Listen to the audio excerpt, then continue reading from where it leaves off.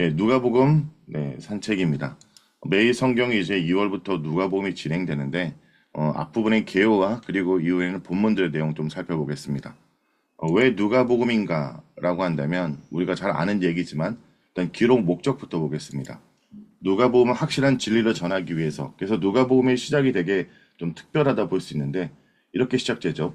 디오빌로가 크여 내가 이미 이루어진 일들에 대해서 처음부터 자세히 미루어 살펴보고 차례대로 써본 것이 그러니까 역사적 진술이라는 내용들이 좀 등장합니다. 뭐 알다시피 디오빌로라는 인물은 아마 카카라는 말 자체가 어떤 귀족인 가능성이 있고요. 아마 초대 교회 초신자 또는 개종을 고려하고 있는 자 그리고 또 어떤 경우에는 이 사람이 누군가에 대해서 아마 누가복음을 적을 때 이 복음서와 사도행전을 기록하는데 재정적 후원을 해준 가능성이 있다라고 얘기를 합니다. 그리고 디오빌로 같은 경우는 하나님을 사랑하는 자, 하나님의 친구라는 번역인데 결국 이 번역을 통해서 특정 사람이 아니라 모든 사람을 지칭할 수 있다라고도 얘기합니다. 중요한 것은 이 사람이 누군지보다 이 복음 자체가 모든 사람을 위해서 확신한 진리를 전하기 위해서 기록했다. 그래서 누가복음이 다른 복음서보다 내용들이 더 디테일하고 좀 정기 순서로 기록됐다라고 얘기를 하죠. 그리고 무엇보다 이방인들에게 복음을 전하기 위한 거다라고 얘기합니다.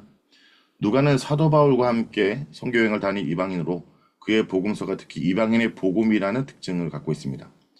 예를 들어 예수님의 족보가 아담에서부터 위로 거꾸로 쭉 올라간다던가 또 사마리아인과 이방인의 긍정적 묘사가 많다는 것이 마태복음과 다르게 이 복음이 이방인들 그리고 복음의 확장성을 더 보여주는 측면이 있는 것이죠. 그리고 누가복음 예수님의 인성을 강조하기 위해 했다. 누가복음 하나님의 아들인 동시에 완전한 인간으로 오신 분이기 때문에 예수님의 인간적 감정, 기도 생활 그래서 예수님의 어떤 행적이 우리들에게 모델이 될 수도 있고 또 우리에게 공감을 사는 부분들이 있다라는 것입니다. 그리고 구원의 보편성을 강조하기 위한 거다. 그래서 예수님이 유대인뿐만 아니라 모든 사람을 위한 구세주임을 강조한다. 특별히 사회적 약자, 여성이 상당히 많이 등장합니다. 그리고 어린이, 가난한 자, 죄인들에 대한 관심을 갖고 있는 예수의 모습을 기록하고 있다. 좀 정리하면 누가복음의 특징은 디오빌로와 모든 성도를 위한 모든 이들에 대한 복음이다. 그리고 정기 연대적 순서, 역사적 기술 방법이다. 그리고 인성을 강조하고 있다라는 거죠. 자, 이런 누가복음이 다른 복음서도가 특별한 차별성을 본다면 시작이 특별합니다. 예를 들어 마가복음은 단도직입적으로 예수 그리스도의 복음의 시작이다라고 시작하죠. 마태복음은 이 유대인들에게 예수가 복음을 설명해서 아브라함에서 시작하는 족보로 시작합니다. 요한복음은 나름대로 어떤 하나의 설교문을 받을 때 신학적 서원으로 위치하죠. 근데 유독 누가복음만이 학술적 글처럼 저자의 저술 취지와 방법을 먼저 밝히고 있다라는 겁니다. 자, 그래서 역사적 진술이라는 내용들이 이 앞부분의 이 서원 때문입니다. 그리고 누가복음은 그 마지막도 특별합니다. 왜 그러냐? 다른 복음서는 그 복음서가 끝난다면 누가복음은 사도행전을 염두에 두고 있죠. 다른 복음서들은 예수 사건의 그분의 죽음과 부활로 이야기해서 마감하는데 누가복음은 예수 그리스도의 사건이 성령의 인도하신 가운데 어떻게 그 후에 유대와 그리스, 로마 제국까지 영향을 미치냐. 그러니까 쉽게 얘기하면 예수 이후의 예수 사건을 기록하기 위한 연결지점. 그러니까 누가복음을 읽을 때들 사도행전을 염두에 둬서 같이 읽어야 된다는 거죠. 원래 하나의 어떤 책일 수 있는 것인데 이것을 끊어서 지금 우리는 이제 분류해 놓은 겁니다. 그래서 예수 이후의 예수 사건을 포괄하는 그러니까 누가복음 자체가 이 사도행전 예수님 이후에 예수와 관련된 사건을 포괄하는 이야기다라는 거죠. 누가복음은 사도행전을 염두에 두고 읽어야 하며 이 두 글은 사실상 한 권의 책이다. 사도행전의 베드로는 가이사랴 백부자 고넬료의 집을 방문하여 이 말씀을 전할 때 누가복음의 구조를 예수의 이야기를 간단하게 요약하는데 이런 겁니다. 갈릴리에서 시작해서 온 유대에게 전파된 사건. 자, 그렇게 보니까 사도행전은 예루살렘에서 땅끝까지 가는 얘기가 되는 것이고 누가복음은 갈릴리에서 예루살렘으로 향한 이야기가 된다는 거죠. 그래서 오늘 누가복음의 가장 중요한 구조를 볼 때 저는요. 서원과 준비 단계 다음에 갈릴리의 여정 그리고 예루살렘으로 가는 여정 예루살렘 이런 구조로 본문의 단락을 나누려고 합니다. 자, 그러면 저자에 관해서 한번 볼까요? 저자는 여러분 이미 복음서 앞부분에 이름이 있듯이 누가입니다. 이방인 출신이고 신약 성경에서 유일한 비유대인 저자. 그러니까 신학 성경 저자 중에 대부분 유대인이나 또 유대인 출신들인데 비유대인 저자입니다. 바울의 서신에서 이렇게 기록하죠. 사랑받는 의사 누가. 그래서 그의 직업이 의사였다. 그래서 보통 여러 이 의학적 용어가 자주 등장하고 의사적인 직업적인 특징이 본문에 드러난다라고 얘기를 합니다. 근데 뭐 그것이 크게 주목해야 될 부분이기보다는 그런 특징이 있다라는 것이죠. 그리고 누가는 예수님의 직접적인 제자는 아닙니다. 예수님의 사건을 직접 목격한 증인이 아니었다. 그렇지만 예수님이 누구의 동력자입니까? 바울의 동력자이고, 그래서 바울은 누가를 동력자로 목록에 포함시키고, 누가복음의 언어와 주제가 바울의 것과 비슷한 특징이 그래서 많이 등장한다라는 겁니다. 누가가 기록한 복음은 상당히 전교와 같다. 그래서 역사적 진술이라 얘기를 하죠. 그러나 이런 일반적 전개물과 달리 누가복음은 주인공의 내적 갈등이나 심리 상태 등에 관심을 별로 두지 않고 누가는 이스라엘의 하나님과 그의 계획을 강조합니다. 그래서 누가는 이미 일어난 앞에 언급한 것처럼 우리가 읽었던 것처럼 일어난 일들을 기록한 자료로서 역사에서 면밀히 검토할 뿐만 아니라 이런 사건을 하나님 중심적으로 해석하고 있다. 그러니까 역사적 진술에 그 해석을 넣어서 신학적인 역사가이다라고 볼 수 있습니다. 자, 그리고 이 누가복음의 주제를 보면요. 온 세상의 구주로 오신 예수 그리스도, 보편성을 강조한다라는 거죠. 복음은 원래 보편성을 담고 있습니다. 예수님은 유대인들을 만을 위한 그리스도가 아니죠. 예수께서 모든 민족을 모든 사람까지 다 포괄하는 온유한 구세주라는 사실은 복음의 전제죠. 자, 그런데 다른 복음서는 이런 복음의 보편성을 당연시 여기고 예수님의 이야기에 간헐적으로 암시를 주는 반면에 구체적으로 설명하지 않습니다. 그런데 오히려 누가는 역사를 통해, 그러니까 역사적 진술들이 중간에 많이 등장하죠. 누가 다스리고 누가 통치하는 때 이런 표현들입니다. 그리고 역사를 통해 하나님의 성령을께서 주도해서 복음의 보편성을 인식하는 과정을 더욱 상세하게 보편적인 모두가 이 사건을 역사적 사건이며 보편적으로 인식하도록 하는 데 강조한다. 이런 이해를 갖고 있는 누가는 이방인의 의미, 그래서 모든 것을 포괄해 이방인에 대한 중요성을 두고 있죠. 그래서 족보에서도 늘 우리가 비교하는 것이 마태복음은 아브람부터 시작한 족보라면 누가는 오히려 예수님부터 해서 아담까지 올라가는 족보에서 모든 인류를 포괄하고 있는 이 보편성, 이게 중요하다라는 겁니다. 본문에서 보면 이 이방인까지 포괄한 내용들이 누가복음에 어떻게 드러나냐 보면요. 나사렛 해당에서 설교의 결론, 그러니까 예수님이 해당에서 이사야복음을 읽고 하는 그 부분에 보면요. 엘리야 시대에 하나님의 은혜 입은 사람이 오직 시돈의 사람 한 사람 가부였고 엘리야 시대는 병고침을 받은 사람이 수리아 사람 나아만뿐이었다. 그러니까 예수님이 이사야 본문을 읽었더니 사람들이 이 자가 누군가라고 반응하죠. 그때 예수님이 이 말씀을 너 귀에 임하였다. 자신을 메시아로 얘기하지만 사람들이 받아들이지 않고 오히려 네가 요셉의 아들인데 어떻게 메시아냐라고 얘기할 때 그들이 제안합니다. 가버나움이나 다른 지역에 생했던 이적을 행하라고 할 때 예수님이 이적을 행하지 않고 오히려 그런 메시아가 와도 너희들과 무관하고 그런 은혜를 입지 못한다는 것이 오히려 엘리야와 엘리사 시대 때 이방인의 은혜 누린 얘기를 하면서 이방인까지 확장한 메시지가 전해지고 있다. 그리고 예수님이 이제 아기 예수가 성전에 갔을 때 시몬이 이런 언급을 합니다. 내 눈이 주의 얼굴을 주의 영 구원을 보았다니 이는 만민들 앞에 예배한 것이요 이방을 비추는 빛. 그러니까 예수님이 아기 예수를 보면서 시몬이 했던 선자가 했던 고백도 이방을 비추는 빛이라는 표현도 이방 전체를 포괄하는 언급들이 등장하죠. 그래서 누가복음 볼 때 이방들에 대한 어떤 긍정적인 그리고 그들을 포괄하는 내용들이 계속 등장한다는 것이 상당히 누가복음적인 표현들이다라는 겁니다. 또 볼게요. 이런 관점들이 계속 있습니다. 예수님이 큰 잔치 비유에서 명백하게 이방인에게 주도권이 넘어가는 것을 암시하죠. 원래 초청을 받았던 유대인 주류가 오히려 핑계대고 응하지 않자 첫 번째는 유대계 소외된 자들에게 초청하고 그래도 자리가 차지하니까 아예 울타리 밖 이방인들까지 데려오도록 하는, 그러니까 이 잔치의 비유 속에 이 잔치 있어야 될 자리 원래 초청받은 자들이 아니라 그 너머들까지 초대되고 있다라는 겁니다. 그리고 누가복음에서 저는 이 본문을 이번에 정리하면서 좀 특별하게 본 것이 잃어버린 자를 위한 복음이다라고 정의하는 게 누가복음을 크게 포괄할 수 있는 개념이 아닌가 생각합니다. 예수님의 주된 사명이 잃어버린 자를 회복하는 것. 잃어버린 자라는 개념이 사회적 약자들뿐만 아니라 회개와 회복이 필요한 자를 포괄하는 거죠. 개인적으로 이 산책에서 준비하면서 잃어버린 자가 누굴까 결론은 저까지 잃어버린 자인 거죠. 그러니까 이미 예수를 믿고 있지만 여전히 나는 예수를 믿고 예수님과 함께 하고 있다고 생각하지만 목회자이지만 여전히 잃어버린 자의 모습은 아닌가? 그런 나를 위해서 오늘도 나에게 찾아오신 그 예수라는 것을 묵상이 됐는데요. 자, 대표적으로 15장에 연속되는 비유를 보면 잃어버린 어린 양. 이 15장의 비유, 우리 탕자의 비유로 얘기하지만 그 탕자의 비유 앞에 등장하는 잃어버린. 그래서 저는 사실 이유 얘기하겠지만 탕자가 있는 것이 아니라 잃어버린 아들들이 있는 겁니다. 잃어버린 자들이 회복될 수 있는 근거가 예수님이 낭비하는, 그러니까 그들을 향한 전적인, 헌신적인 이 사랑이 결국 잃어버린 자를 찾기 위해서 자신의 아들 예수까지 보내시는 하나님의 사랑이 등장하고 있는 것이죠.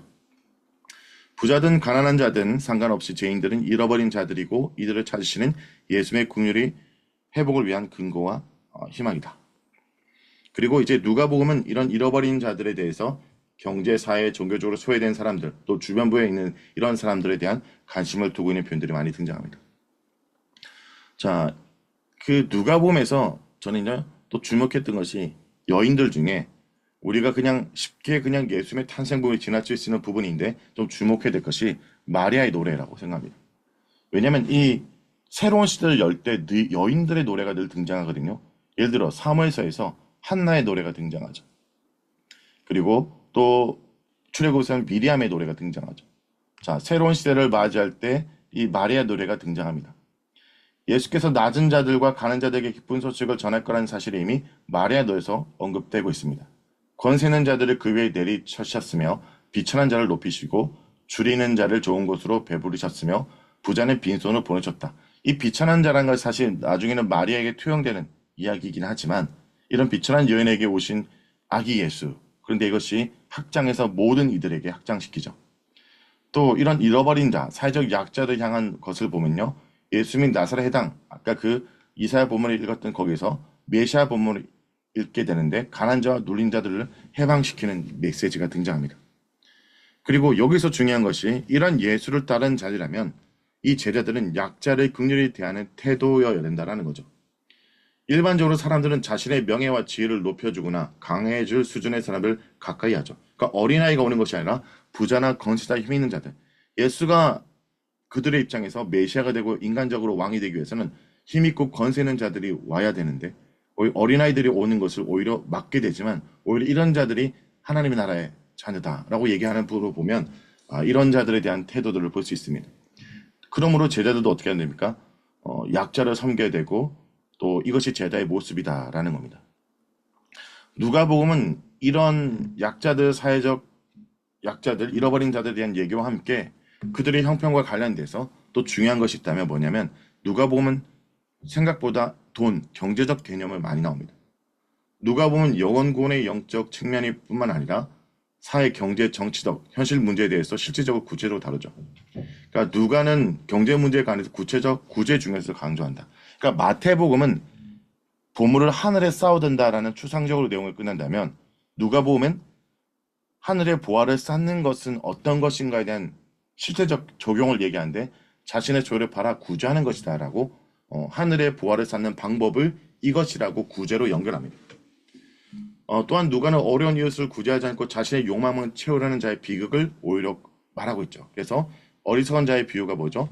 창고를 가득 채워놓고 곡간을 채워놓고 그 다음날 죽어버리는 이 비유는 하나님께서 부자의 영혼을 오늘 밤에 데려가시면 그가 쌓아놓은 소유는 아무런 의미가 없고 허무할 뿐이다 라는 것.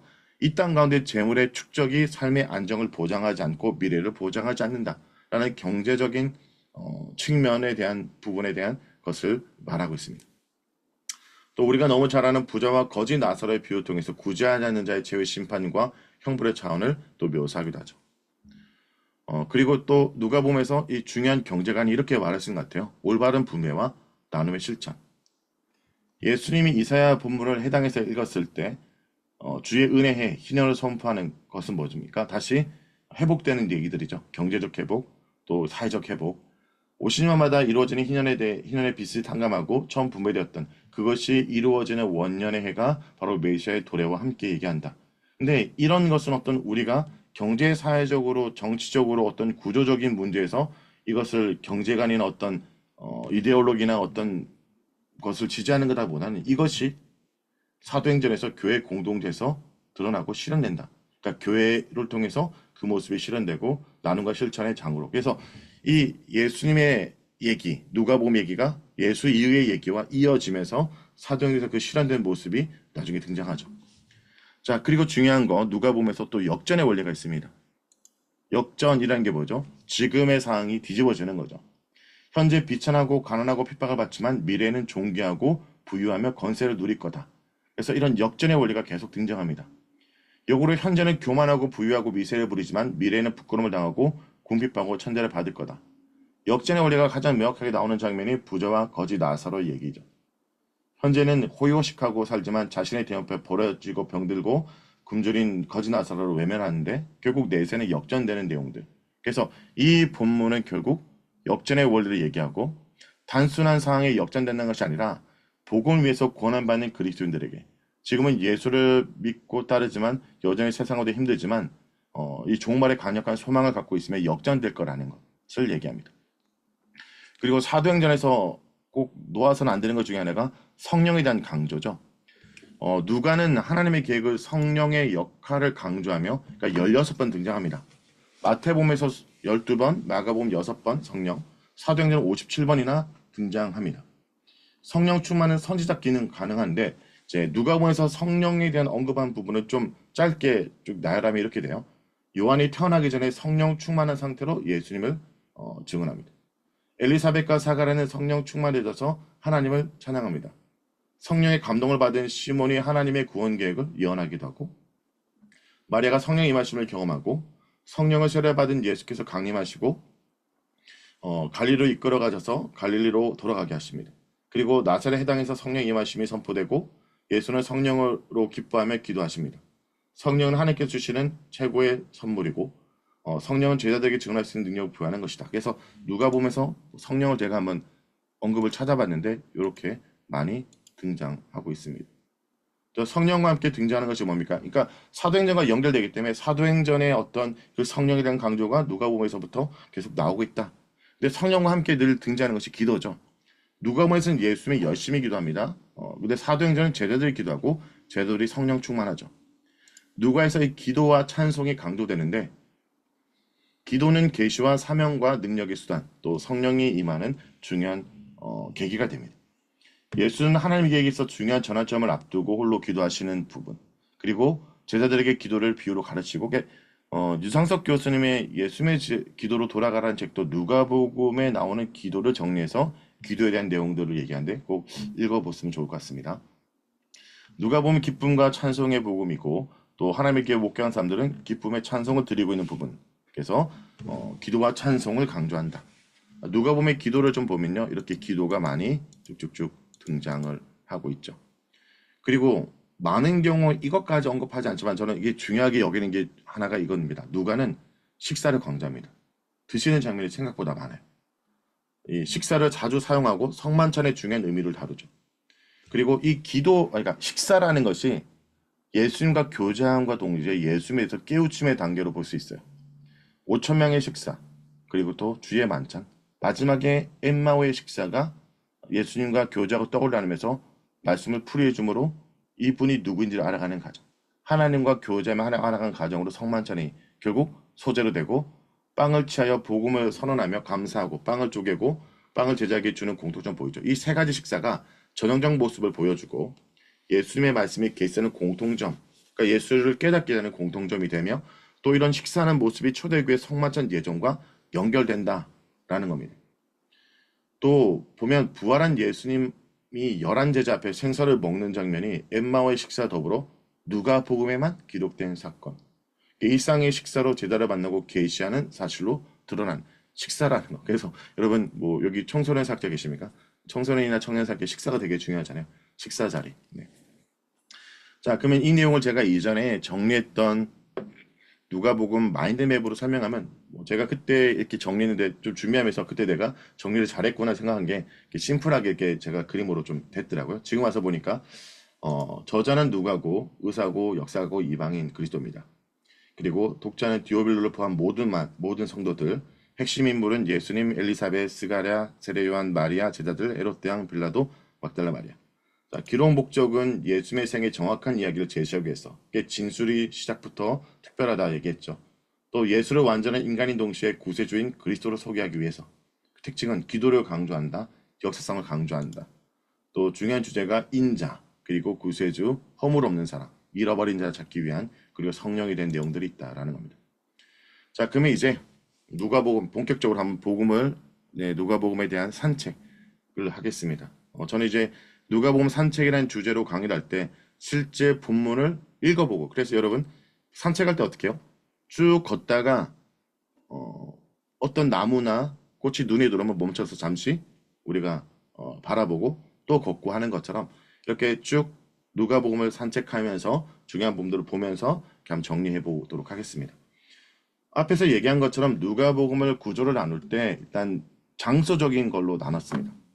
예수님의 서문과 탄생과 준비까지 봤다면 그 다음에 갈릴리 사역, 예루살렘의 여정, 예루살렘으로 이런 여정 속에서 조금 이것과 다른 것이 마가복음인데 마가복음도 갈릴리, 예루살렘, 여정, 예루살렘 이렇게 돼 있거든요. 근데 마가복음 특징은 누가복음 예수님이 중간중간 어릴 때나 예루살렘에 갔다 왔다는 흔적이 있는데 마가복음 마치 처음 가는 것처럼 설명합니다. 근데 누가복음 그렇지 않고요.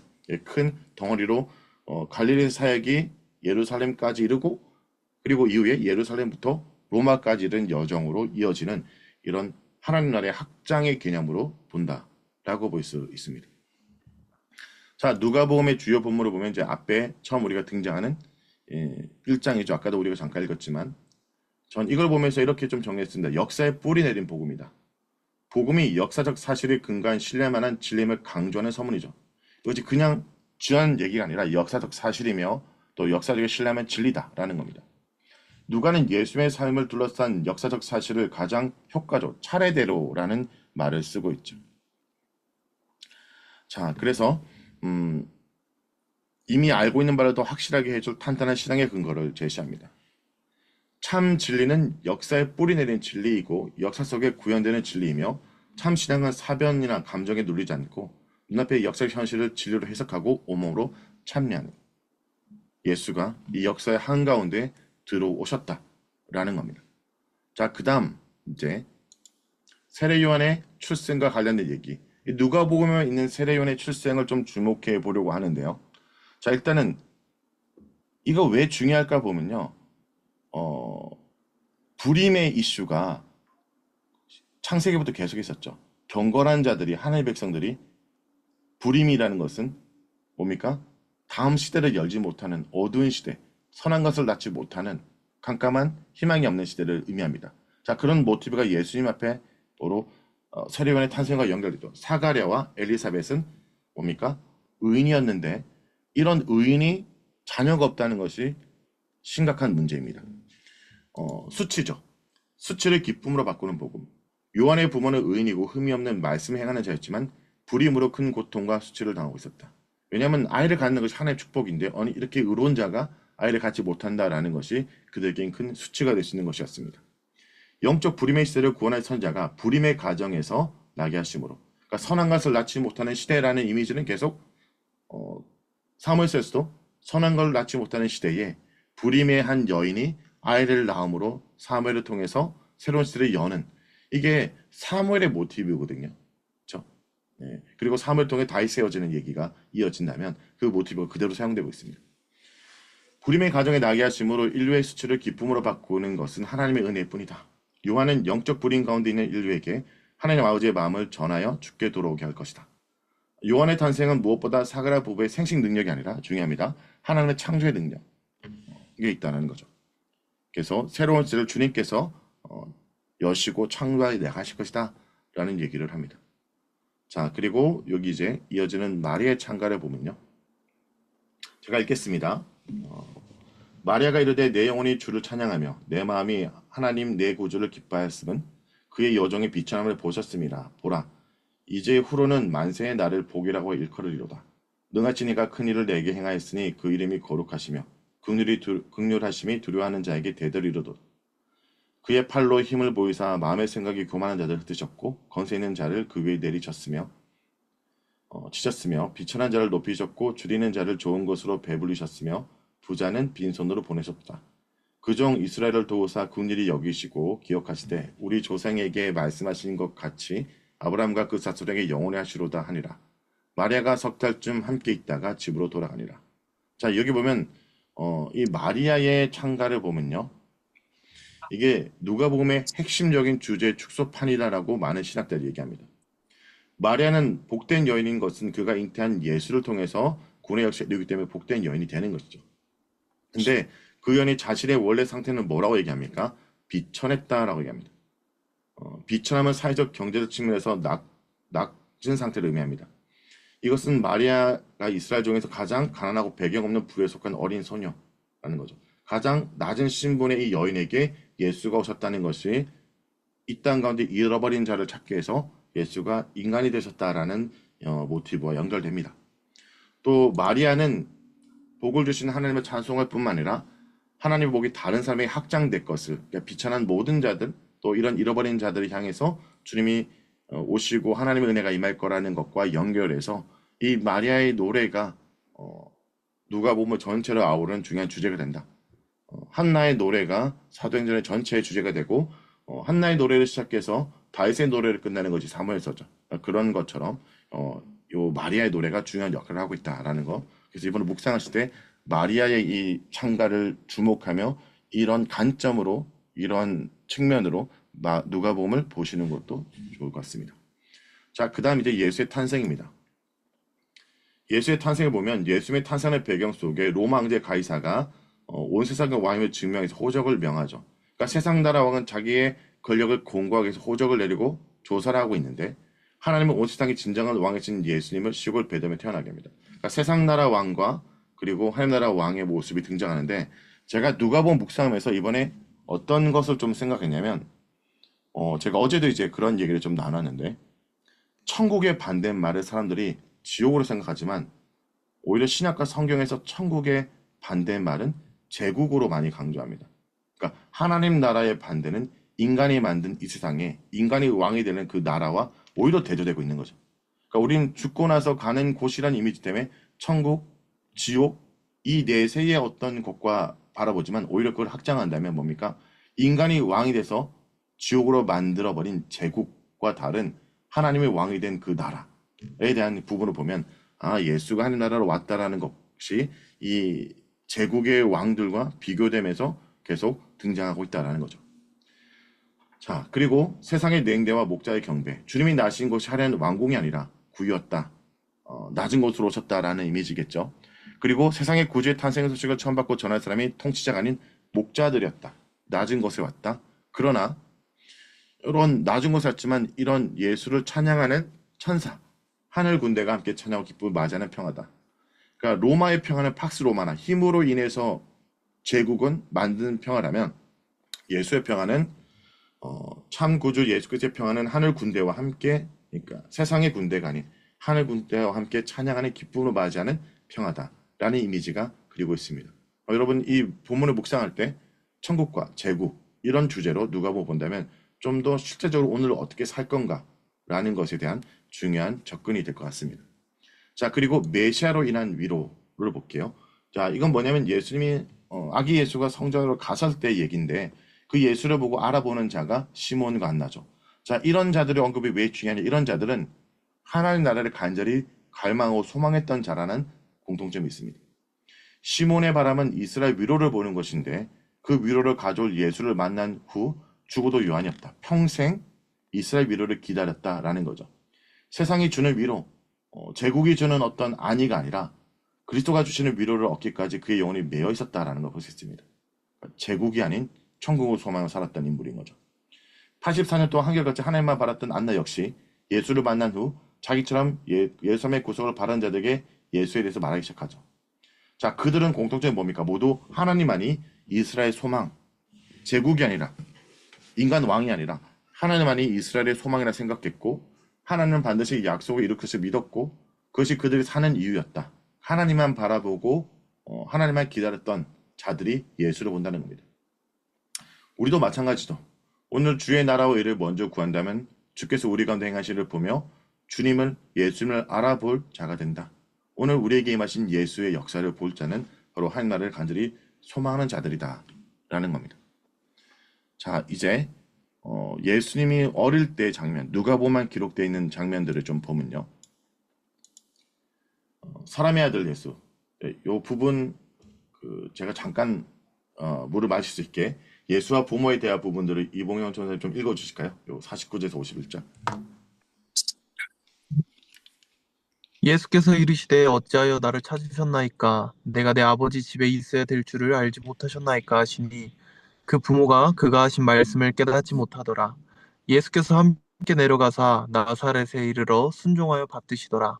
그 어머니는 이 모든 말을 마음에 두니라. 예수는 지혜와 키가 자라가며 하나님과 사람에게 더욱 사랑스러워 가시더라. 아멘. 아멘. 자, 예수님이 어릴 때 사건들인데요. 일단 이제 사람의 아들 예수, 그러니까 예수가 인간으로 오셨다라는 건데 예수님도 여느 아이들처럼 성장했습니다. 그러나 그분에게 지혜가 있었고 그 위에는 하나님의 은혜가 있었다. 그래서 하나님과 관계뿐 아니라 사람과 관계 속에 사랑을 받으며 하나님 누구신지 그리고 자신이 마땅히 있어야 될 곳이 어딘지 율법의 의미가 무엇인지 알았다. 그는 당연히 하나님이셨지만 이 땅에는 반신반의로 살지 않으셨고 철저히 인간으로 우리와 같은 성정으로 우리가 겪는 온갖 시험을 당하면서 사셨다. 그래서 구원의 근원이 되실 수 있었으며 시험받는 우리를 도우실 수 있었다라는 거죠. 자, 사람의 아들 예수지만 또 한편으로 뭡니까? 하나님의 아들 예수를 보여주는 장면이 있습니다. 예루살렘에서 예수의 모습은 자신이 어떤 정체성을 갖고 있는지 보여줘. 아버지 집에 있다라는 내용이 누구의 아들인지 확실히 보여주는 겁니다. 예루살렘에서 예수를 잠시 잃어버린 일은 우연한 사고가 아니라 마리아가 마음에 담아둬야 될 만큼 중요한 사건이었다는 거죠. 우리가 예수님이 누군지 날마다 마음에 두지 않으면 예수님 곁에 있지만 그분이 누군지 잃어버립니다. 자, 그래서 예수님의 어릴 적 사건이고요. 자, 이제 예수님이 이제 사역을 준비하는 단계에서 세례요한과 연결되는 지점들이 있겠죠. 이제 세례요한과 만남이 등장합니다. 그리고 세례요한의 사역과 체포, 예수의 세례와 계보와 강야 시험이 있는데요. 이 부분 이게 본문만 청선빈 강도사님 좀 읽어주실까요? 선지자 이사야 이 부분. 선지자 이사야의 책에 쓴 바 광야에서 외치는 자의 소리가 있어 이르되 너희는 주의 길을 준비하라 그의 오실 길을 곧게 하라. 요한이 세례받으러 나오는 무리에게 이르되 독사의 자식들아 너가 너희에게 일러 장차올 진노를 피하라 하더냐. 그러므로 회개에 합당한 열매를 맺고 속으로 아브라함이 우리 조상이라 말하지 말라. 내가 너희에게 이르노니 하나님이 능히 이 돌들로도 아브라함의 자손이 되게 하시리라. 분봉한 네, 헤롯은 그의 동생의 아내 헤로디아의 일과 또 자기가 행한 모든 악한 일로 말미암아 요한에게 책망을 받고 그 위에 한 가지 악을 더하여 요한을 옥에 가두니라. 네. 아멘. 자, 여기 보면 세례요한이 강야에서 사역을 준비했다라는 부분을 좀 볼게요. 요한은 강야에서 훈련과 연단의 시간을 보낸 후에 하나님의 부르심을 받습니다. 그에게 강야는 거처나 사역지 이상의 의미가 있죠. 왜냐하면 요한의 강야 삶은 강야에서 자기 백성을 구원해 오신 하나님의 구속 경륜을 성취하는 순종의 선택입니다.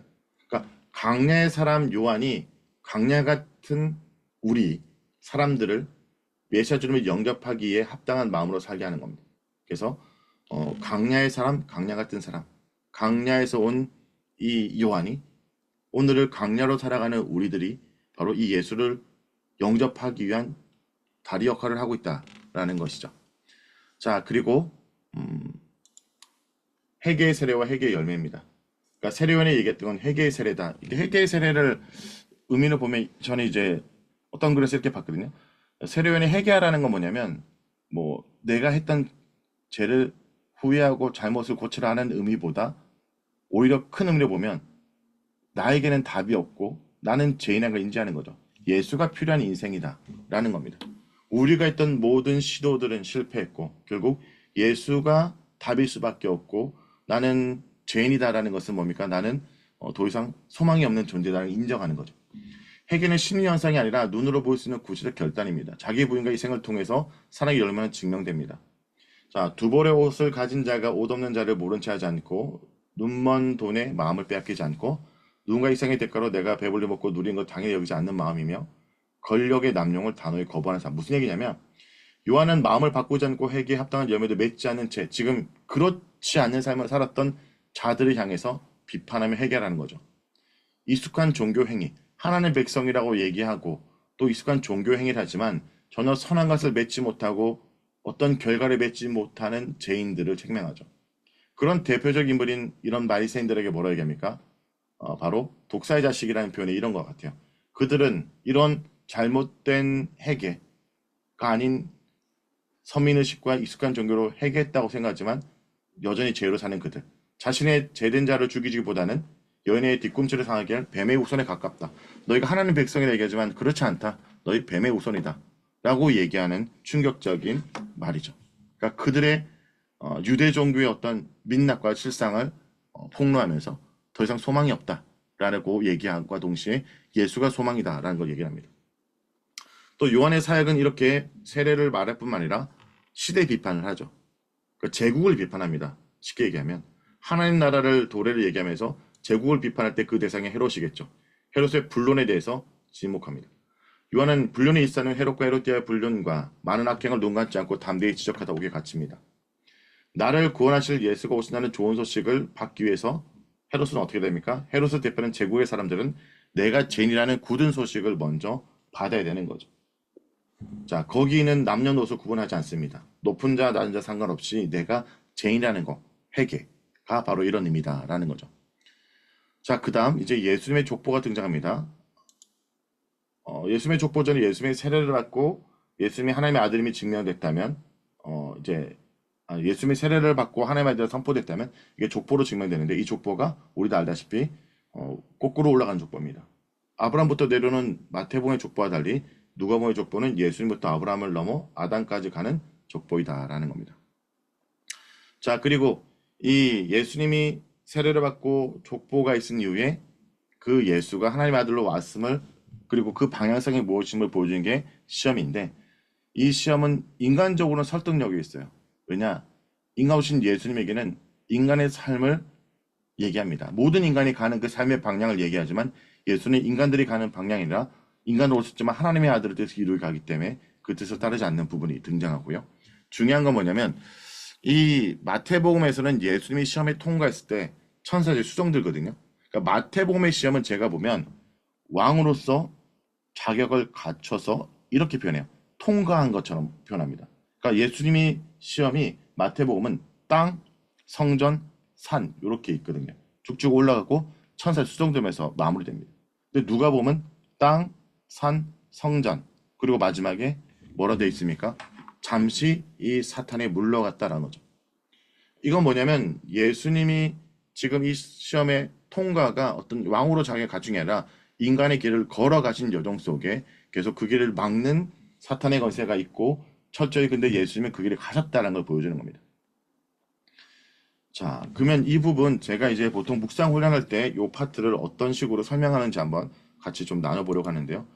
이게 이전에 2021년 메이 성경 본문인데요. 요걸 갖고 한번 얘기해 보겠습니다. 요 부분 좀 이제 산책을 하다가 요 부분에 머물러서 좀 보겠습니다. 예수님의 시험 장면은 앞뒤로 중요합니다. 하나님의 아들로서 선언과 증명이 되죠. 는 사랑하는 아들이다 라고 얘기했던 세례가 있고 족보가 있는 내용이 있고요. 그리고 하나님의 아들로 사역이 본격적으로 진행된 것이 그 다음입니다. 그럼 이 부분은 뭡니까? 하나님의 아들로서 시험은 예수가 하나님의 아들로서 인간으로 오셨지만 하나님의 아들로 오셨기 때문에 예수님의 사역의 방향과 그의 거는 방향이 무엇인지 보여주는 것이 이 시험을 통해 더 명확히 드러나죠. 자, 본문에 보면 예수께서 성령이 충만한 일버라고 되어 있죠. 자, 성령 충만하는 것은 하나님의 뜻을 따라 이루어 간다는 겁니다. 세상 모든 사람이 인간들의 삶의 방향이 있다면 예수님은 인간으로 오셨지만 인간들의 방향을 가지 않고 성령이 충만해서 하나님 뜻을 이루러 걸어갑니다. 그러면 그 과정 속에 부딪힘이 있겠죠. 뭐 예를 들어 우리 청년들 얘기하면 직장 가운데 모두가 거짓으로 또 나름대로 불의로 어떤 이득을 취하는 세상 보는데 난 정직하게 비즈니스 하겠다면 손해보는 거 아닙니까? 그런 유혹들이죠. 첫 번째는 이겁니다. 돌을 빵으로 만들어 먹어라. 돌을 빵으로 만들어 먹으라는 것은 이겁니다. 너가 하나님의 아들고 신적 능력을 갖고 있다면 네가 가진 능력을 너 배 채우는 데 사용하라는 겁니다. 근데 예수님이 그렇지 않으시죠. 예수님이 자기 자신의 하나님의 아들의 능력을 자기 자신을 위해 사용하거나 이런 경우가 없습니다. 대부분 하나님을 섬기거나 하나님 백성을 섬기는 데 사용하죠. 근데 모든 인간들은 내가 가진 능력을 나 자신을 위해서 사용합니다. 그 인생의 방향이 다르다라는 걸 보여주죠. 그리고 잘하면 모든 걸 주겠다. 딱 이번만 예수님 저버리면 많은 걸 얻을 수 있어라 얘기합니다. 흔히 일상 속에서 우리가 받는 유혹이 있죠. 이번만 예수님의 기대에 저버리고 세상에 어떤 선택을 하고 따르지 않고 많은 이득을 취하려는 어떤 유혹들입니다. 예수님이 이것에 대해서도 시험을 넘어가지 않으시죠.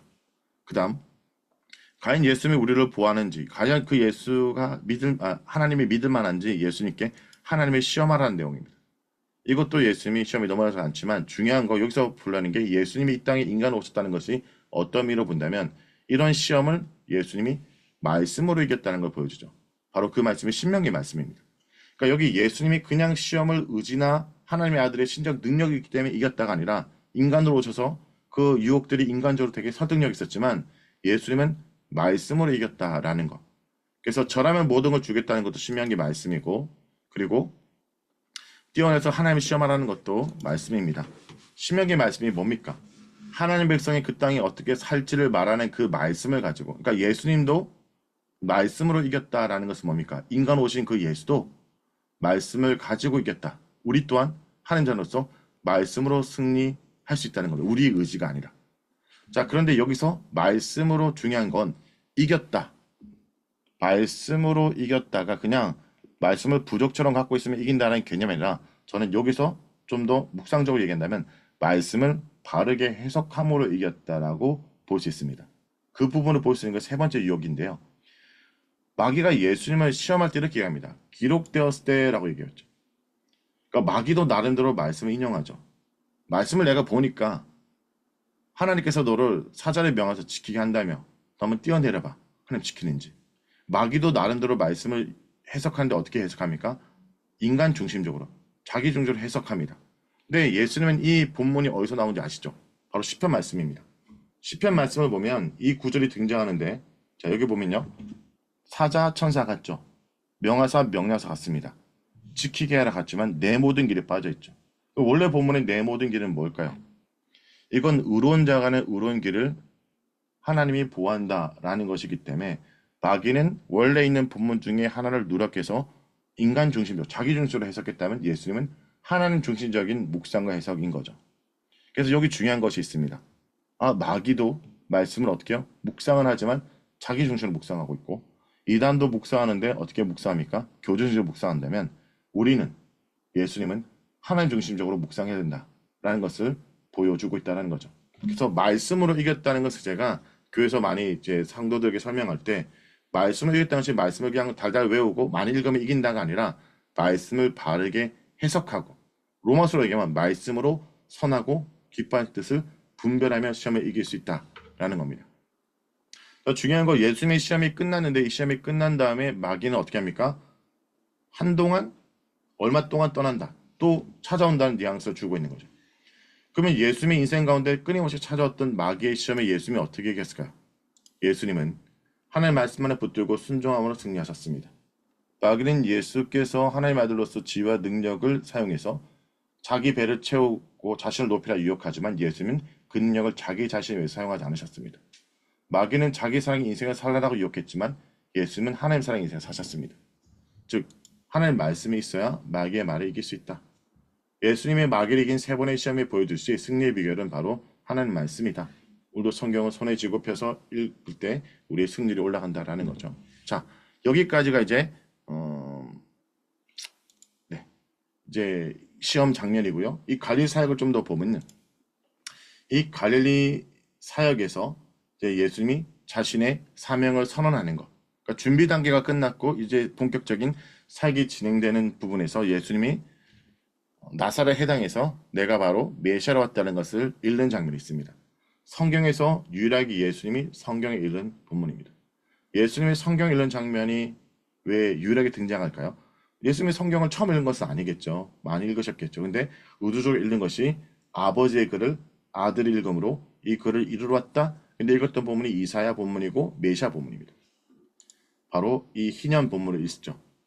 주의 은혜를 누린 자들과 그렇지만 은혜를 거부하는 자들이 등장합니다. 예수님의 자신의 사역에 은혜를 가져오는 사건임을 가르치고 보여주셨습니다. 그런데 예수님은 정적 해방이나 독립이 아니라 영의 눈이 밝아지며 영적 속박에 풀어나는 참자를 누리게 하는 희년, 이 본문을 얘기하면서 말합니다. 근데 예수는 자신을 하나님의 은혜가 필요한 가난한 자, 눈먼 자, 포로된 자를 인정하고 주의 능력을 신뢰한 사람만 구원하십니다. 오히려 고향 사람들 같은 경우는 어떻습니까? 너무나 낯익은 이 가난뱅이 목사들 요셉에 불과했기 때문에 너무나 잘 읽었다는 생각과 내가 예수를 너무나 인간을 잘 안다는 생각과 편견과 성경에 대한 그릇된 확신 때문에 오히려 자신의 눈앞에 있는 예수를 알아보지 못하는 장면이죠. 자, 이 장면 한번 본문을 통해 한번 볼게요. 예수님이 사역에 준비되는 시험의 장면, 하나님의 말씀 시험을 받은 것과 하나님의 말씀에서 사역을 된 장면이 이 본문인데, 아까도 얘기한 것처럼 누가복음에서는 성령이라는 언급이 많죠. 성령의 충만함 입어 시험을 당하셨다, 그 길에 가셨다라는 겁니다. 그리고 성령의 능력으로 사역을 감당하시죠. 성령에 대한 언급이 있고요. 예수가 자신이 다신 해당에 가서 성경에 있습니다. 예수님께서 고향에서 해당에서 성경을 읽는다. 예수님이 직접 성경을 읽는다. 아버지의 글을 아들이 이루러 왔다라는 걸 얘기하는 것이겠죠. 자, 음소거를 목사님 제가 하겠습니다. 녹화를 하고 있어서. 네. 자, 그래서 이사야 본문을 읽습니다. 이사야 본문을 읽는데요. 이 메시아라는 본문입니다. 자, 이 본문을 읽을 때 사람들이 아니 이 예수란 청년이 지금 가장 핫하고 뜨겁고 주목하는데 우리 동네 청년인데 이 예수란 자가 어떤 일을 하냐 보니까 해당해서 메시아 본문을 읽는데 수근수근 거릴 때 예수님이 말하죠. 내가 이 말씀을 내가 읽을 때 너에게 응하였다. 내가 바로 메시아로 왔다. 사람들의 반응은 어떻습니까? 네가 요셉의 아들 아니냐? 속담이죠. 너희가 만일 의사야 내 자신을 고치라. 네가 병자인데 뭐 의사로 얘기하냐? 라고 얘기를 합니다. 자, 한 가지 제안을 하죠. 네가 만일 그렇다면 너의 능력, 그러니까 가버나움이나 다른 것에 이적을 넣어 우리 앞에 행하라. 라고 얘기합니다. 이것은 앞에 있던 시험 장면과 비슷하죠. 하나님의 아들의 능력을 자기 자신에서 사용하고 능력을 증명할 때 예수님이 증명하지 않죠. 예수님이 오히려 이때 바로 믿음 없는 자들, 그러니까 오히려 이방인들에게 하나님의 은혜가 돌아갔던 과거의 사건, 엘리야와 엘리사 시대 때 이스라엘이 이방인이 은혜를 누리는 사건을 얘기하면서 믿지 않는 자들에게 오히려 메시아가 와도 그들과 무관할 거라고 얘기하니까 그들이 어떤 반응을 보입니까? 예수를 밀쳐내죠. 그래서 이 본문을 보면 예수를 낭떠러지까지 밀고 간다는 게 상징적인 것 같아요. 그러니까 예수에 대한 기대, 그러니까 이 메시아에 대한 기대, 하나님에 대한 기대가 있지만 그 기대를 만족하지 않을 때 언제든지 그게 메시아든 하나님들 밀쳐내고 있는 모습. 근데 반면에 예수는 어떻게 합니까? 그들 가운데 지나간다. 그러니까 나름대로 하나님은 예수님은 하나님 뜻을 이루기 위해서 묵묵히 기대에 충실한 모습으로 살아간다면 오히려 사람들은 하나님 백성을 얘기하지만 자기 욕망과 기대에 충실해서 내 뜻을 따르지 않을 때 언제나 그 메시아 하나님을 밀쳐내고 있는 모습으로 보여주고 있죠. 그런 의미에서 하나님 자녀로서 나는 무엇에 충실한 인생인가를 묵상할 수 있는 본문 중에 하나입니다. 자, 그리고 갈릴리의 사역을 좀 보면요. 자, 여러 사건들이 있지만 그 중에 아까도 얘기했지만 이 모든 것들은 본문은 제가 단락을 정리하고 단락별로 다 묵상 포인트를 한 것을 드리겠습니다. 그 중에 저희가 산책하면서 눈여겨보는 것 위주로 이 시간 안에 좀 진행하겠습니다. 마른 시대와 온전한 시대. 예수님은 안식일에 해당해서 손 마른 자를 말씀으로 고치면서 그에게 안식을 주십니다. 이로써 자신의 선을 행하고 생명을 구하는 안식의 주인으로 오셨음을 증명합니다. 주님은 손 마른 자와 접촉하지 않고 말씀으로 낫게 하심으로 바리새인의 전통마저 어기지 않으신 반면에 오히려 서기관들은 예리한 질문을 던져 그들이 안식일의 본래 정신과 의도를 훼손하고 껍데기 뿌린 전통만 붙잡고 있었더라 합니다. 그러니까 오히려 안식일의 주인이 예수고 그날이 살린 날로 만들지만 오히려 그들은 그날을 뭡니까? 죽이는 날, 죽음을 모의하는 날로 만들고 있음을 보여줍니다. 자, 그래서 예수님의 모습이 이제 그들과 대조하는 모습이 등장하죠. 자, 그리고 이제 예수님이 갈릴리 사역 가운데 이제 하나님 나라를 가르치고 제자를 가르치는 장면에 등장하는 것인 하나님 나라입니다. 하나님 나라는 제국의 나라와 다르기 때문에 제국에서 말했던 복을 전복시키죠. 가치 전복이라고 얘기합니다. 하나님 나라 가치는 이 세상의 나라 가치를 전복할 거라는 겁니다. 주의 은혜가 도래하여 안식의 주인이 오셨으니 주님을 배반한 사탄의 나라 때문에 가난하고 줄이고 울고 미움을 받는 이들이 가장 먼저 하나님 나라 복음을 받고 구원의 선물을 받는 복된 자가 될 것이다. 가장 낮은 자리에 임한 그 나라를 가장 먼저 볼 것이고 가장 애통한 자가 임한 그 나라로 인해 가장 기뻐할 거다. 이 세대와 불화하고 이 세대가 보장한 약속을 거절하고 이 시대의 위협에 굴복하지 않은 자에게만 예수의 소식이 복음이 되는 거죠. 그러니까 제국을 바라고 제국에서 왕이 되고 권력을 행하는 자들이 아니라 이 시대와 단절하고 불화하고 오히려 이 세대가 제국이 보장하는 것을 약속을 거절하는 그런 자들이 예수의 복음, 예수의 소식이 복음이 된다라는 것. 자, 그리고 여기 보면요. 이제 제자와 실천한 삶의 진실한 고백을 증명하는 자라고 되어 있는데 예수를 주로 고백하는 것. 나는 주의 종으로서 그분의 명령을 절대 복종하지 않겠다는 뜻이다라는 겁니다. 시사를 아는 채 입술로 주여 주여. 이 부분에 보면 이게 어떤 내용이냐면 제가 이걸 읽지 않고 와서 지금 이 부분 한번 읽겠습니다. 너희는 나를 불러 주여 주여 하면서도 어찌하여 내가 말하는 것을 행하지 아니하느냐. 내게 나와서 내 말을 듣고 행하는 자마다 누구와 같은 것을 너에게 보이리라. 집을 짓되 깊이 파고 주추를 반석에 놓은 사람과 같으니 큰 불이 나서 탕류가 그 집에 부딪히되 잘 지었기 때문에 능히 요동하지 못하게 하려거니와 듣고 행하지 않은 자는 주추 없이 흙 위에 집 지은 사람과 같으니 탕류가 부딪혀 집이 곧 무너져 파괴됨이 심하니라 하시니라. 이 부분입니다. 이 부분은 이거죠. 실천하지 않은 채 입술로만 주여 주여 고백하는 말은 하나님과 사람을 속이는 나쁜 열매입니다. 오히려 그 말씀에 순종하고 말씀에 뿌리 내리는 거죠. 당장의 인정을 받고 친송을 얻더라도 고난이 닥치면 금세 주를 부인하고 공허한 믿음에 불과합니다. 주요 주요 말로만 하는 믿음. 그래서 제자들에게 이제 이런 믿음에 대해서 제자들에서 가르치고 있는 장면입니다. 자, 그리고 이제 예수님이 요한보다 더 크시니 요 파트를 한번 보겠습니다. 여기 보면요. 여기요. 용서받은 여인. 요 얘기를 한번 볼게요. 이 부분 좀 읽어주실까요? 이봉현 전사님 좀 읽어주세요.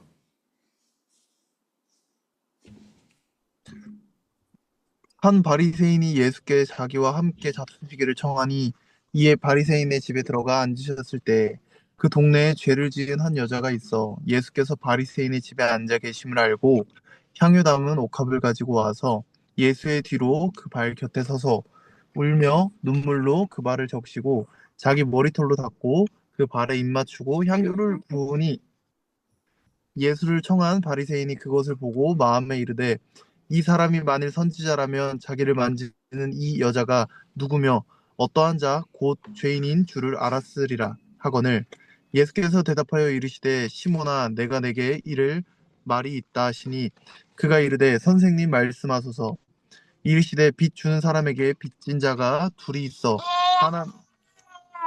하나는 500데나리온을 졌고 하나는 50데나리온을 줬는데 갚을 것이 없으므로 둘 다 탕감하여 주었으니 그 중에 누가 그를 더 사랑하겠느냐 시몬이 대답하여 이르되 내 생각에는 많이 탕감함을 받은 자는 이다 이르시되 내 판단이 옳다 하시고 그 여자를 돌아보시며 시몬에게 이르시되 이 여자를 보느냐 내가 내 집에 들어올 때에 너는 내게 발 씻을 물도 주지 아니하였을 때 이 여자는 눈물로 내 발을 적시고 그 머리털로 닦았으며 너는 내게 입 맞추지 아니하였을 때 그는 내가 들어올 때부터 내 발에 입 맞추기를 그치지 아니하였으며 너는 내 머리에 감람유도 붓지 아니하였으며 그는 향유를 내 발에 부었느니라 이러므로 내가 내게 말하노니 그의 많은 죄가 사하여졌도다. 이는 그의 사랑함이 많음이라. 사함을 받은 일이 적은 자는 적게 사랑하느니라. 이에 여자에게 이르시되 내 죄 사함을 받았느니라 하시니 함께 앉아 있는 자들이 속으로 말하되 이가 누구이기에 죄도 사하는가 하더라. 예수께서 여자에게 이르시되 내 믿음이 너를 구원하였으니 평안히 가라 하시니라. 아멘. 감사합니다. 애기 소리와 함께 또 너무 잘 읽어주셨습니다. 여기 요한보다 크신 이 요 파트를 좀 볼게요. 가리사역을. 여기 보면 백부장을 종을 고치는 것과 세례요한의 질문과 방금 읽었던 용서받은 여인에 대한 내용이 바리새인과 대조하면서 나타나는데 먼저 백부장의 믿음. 네. 이방인이죠. 병든 종을 향한 백부장의 마음과 압제받은 민족을 향한 호의와 존중, 거기다가 주의 능력에 대한 절대적 믿음과 맡김, 이런 백부장의 인격과 처신은 예수를 놀라게 했습니다. 비록 이방인이지만 오히려 이방인이지만 그에게 믿음을 보였던 이 모습이 오히려 신앙의 모델이 되고 있다라는 거죠. 또 이 본문에 보면 예수님의 사역에 대해서 호의적이고 또 어떤 사람은 반감을 갖고 또 어떤 사람은 의문을 갖는데 예수님의 사역을 지켜보고 기대했지만 의문을 갖는 사람이 등장하는데 그게 세례 요한입니다. 세례 요한의 기대하고 기다린 메시아의 모습이 예수님과 다른 겁니다. 예수님을 간절히 기다렸고 기대했지만 예수가 뭔가 이룬 것 같지만 내가 원하는 방식과 내가 기대하는 방식이 아니었던 거죠. 그는 자신의 의구심과 정직하게 대면하면서 예수께 질문합니다. 그러니까 쉽게 예수님을 보면 아까 얘기했지만 식사하시고 맨 죄인들과 함께하고 맨날 파티만 벌리시는 것 같아서 내가 아는 그 예수가 내가 기대한 예수가 맞냐라고 얘기를 하는 것이죠. 그는 심판자, 정적 구원자로서 메시아 역할을 기대했지만 예수는 치유하고 병 고치고 귀신을 쫓고 죽은 자를 살리고 자신의 사역 역시 메시아를 가지고 새 언약의 시대 그리고 이스라엘에 합당한 이름을 보여주십니다. 자, 요한은 이미 도래한 하나님 나라를 보았지만 그 나라가 성령을 통해 거기서 넘어서 성령을 통해 힘있게 이 파리산 경계를 넘어 이방 땅까지 나아가고 있는 마지막엔 주 예수님이 재림하시고 악인을 멸망하고 의인의 몸을 부활하는 완성까지 그러니까 자기 어떤 개념의 한계 속에 갇혀서 예수님을 보고 있죠. 근데 오히려 예수님이 그 너머 이 하나님 나라의 더 확장을 보여주며 함께하는 모습들이 오히려 가난 자와 이런 자들과 함께하는 모습이 더 큰 나라의 모습이다라는 겁니다. 자, 바리새인의 냉대. 여기는 바리새인들 예수님 초청합니다. 이 본문을 보면 여인이 예수님께 향료를 붓는 장면에서 이 여인은 죄인이고 제사함을 받았고 그 받은 삶에 대한 감사로 나타나는데 오히려 예수님을 초대했던 시몬은 이 대화를 통해서 오히려 예수님을 홀대한 걸 볼 수 있습니다. 동네 사람들 의식해서 예수를 그냥 초청하긴 했지만 거리를 두죠. 왜요? 적당히 거리를 두는 겁니다. 내게 이롭고 내가 불편하지 않을 만큼. 그러니까 내가 그 당시에 누군가 나그네를 초대하는 것은 기본적으로 내가 할 것이지만 초대하지만 그렇게 가까이 할 정도는 아닌 적당히 주님을 뭡니까? 대접하는 정도? 이게 저는요. 이게 저가 아닌가 생각이 들더라고요. 그러니까 예수님과 적당한 관계를 유지하는 것. 근데 정말 주님이 원하는 우리의 모습은 뭘까요? 이 여인처럼 용서받은 자로서 자신의 모든 걸 붓고 있는 모습이죠. 제가 이 장면에 좀 충격적인 게 뭐냐면 여인이 자기 머리로 예수님의 발을 닦잖아요. 우리 여기 결혼하신 분 아시지만 여인에게 머리카락이 되게 중요해요. 아내가 드라이 잘못되면 하루가 정말 기분이 나쁘신데 이 자신의 머리로 뻗는다. 이건 엄청난 하나님에 대한 감사가 있다라고 볼 수 있을 것 같아요. 여인의 헌신은 용서받은 사랑에 대한 감사가 나왔습니다. 용서받을 필요가 없다고 생각기에 그러니까 이 바리새인은 용서받을 필요 없 나는 죄인이 아니라니까 예수님에 대해서 냉대하는 거죠. 예수가 그렇게 나에게 고마운 존재가 아닌 겁니다. 왜요? 나는 의인이라고 얘기하죠. 자, 근데 그게 아니라는 것이 끊임없이 이런 자들을 세례요한이 했던 게 뭔가 독사의 자식들이다 라는 겁니다. 예수가 필요 없고 나는 의인이라고 생각했던 자들. 자, 그리고 오히려 예수님 곁에는 어떤 자들이 있냐? 예수님을 지원했던 여인들의 언급이 많잖아요. 여인들의 언급을 좀 볼 거고요. 그다음에 네 가지 밭. 이 여인들이 네 가지 밭과 어떻게 이어지는지를 제가 한번 좀 연결해 봤고요. 그다음에 예수님의 가족, 요 파트 중에 이 부분들을 한번 보겠습니다. 예수님의 사역에 후원했던 여인들의 언급이죠. 그 후에 예수께서 각 성과 마을에 두루다니시며 하늘나라를 선포하시며 그 복음을 전하실세 12제자와 함께 하였고 또한 악기를 쫓아내심과 병고침을 받은 어떤 여자 곧 7 귀신이 나간 자 막달라인이라 하는 마리아와 헤롯 청지기 구사의 아내 요한과 수산나 다른 여자가 함께 하여 자기 소유로 그들 속였다. 그러니까 예수님의 사역을 후원했던 여인들이죠. 자, 그런 여인들을 저는요, 그 다음에 이야기와 연결했을 때 이런 여인들이 옥토 같은 여인이다라고 생각합니다. 예수님의 사역에 참여하거나 물질로 후원한 여인들을 소개하고 있죠. 이는 예수님이 세우신 하나님 나라가 이방인, 죄인, 세리, 여인들 그 사회에서는 외면당하지만 하나님의 믿음으로 말씀을 받는 자들 구성된 전혀 새로운 공동체임을 보여줍니다. 세상의 어떤 차별과 비교의 기준도 허용치 않고 오직 믿음만 요구하는 곳이 하나님 나라이죠. 그러니까 이들이야말로 복음을 온전히 받아들이는 옥토와 같은 자들이죠. 근데 그와 반대의 자들이 있고 그런 여러 밭에 대해서 설명한 게 그 다음 부분입니다. 결실을 맺지 못하는 밭이 있고 결실하는 밭이 있다. 길가에 떨어진 씨는 세상으로 꽉 찬 마음입니다. 하나님 백성에 얘기해주면 세상이 꽉 찬 마음으로 결국 결실을 못하는 자들이 계속 이제 등장하고 있는 거지 않습니까? 믿음으로 믿어야 구원 얻지만 세상으로 꽉 찬 마음 때문에 전혀 준비 없는 건성으로 듣는 말씀을 고스란히 밟히고 빼앗깁니다.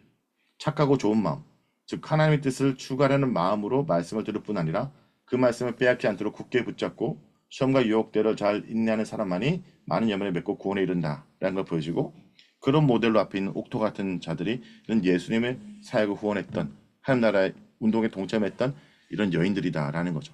그리고 이런 자들이 모인 곳이 뭡니까? 이제 새로운 가족이다라는 겁니다. 말씀을 듣고 행하는 사람들이 주님의 참 가족이다. 예수님이 그 가족들이 기다릴 때 나의 가족이 바로 이 자리에 있는 자다라는 내용되지 않습니까? 혈연적인 가족 공동체를 유난히 중시했던 그 사회에서 매우 충격적인 선언입니다. 하나님 말씀만이 새로운 관계를 형성하는 하나님의 능력이기에 말씀에 순종 없는 가족이나 공동체의 일과 교제는 우리를 하나로 묶으시는 주님을 소외되고 인간적인 유대감만 낳게 될 뿐입니다. 하늘 가족은 이술만 쥐어줘 하는 자가 아니라 아까 등장했죠. 말씀은 하나님 나라 가치관에 함께 참여하는 자들로 구성된다. 근데 이것이 어떻게 실현되죠? 사도행전의 교회로서 이제 실현되는 내용들이죠. 자, 그 다음에 이제 예루살렘에 향한 여정으로 그 다음에 파트를 보면요.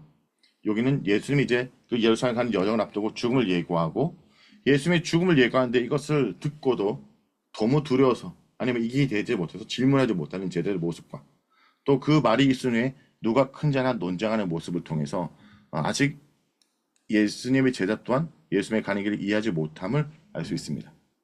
자신의 죽음을 예고하는 장면 한번 읽어보겠습니다. 사람들이 다 하나님의 위엄에 놀라니 이 말을 너희 귀에 담아두라. 인자가 장차 사람들의 손에 넘겨지리라 하시되 그들이 이 말씀을 알지 못하니 이는 그들로 깨닫지 못하게 숨긴 바 되었습니다. 또 그들은 이 말씀을 묻기로 두려워하더라.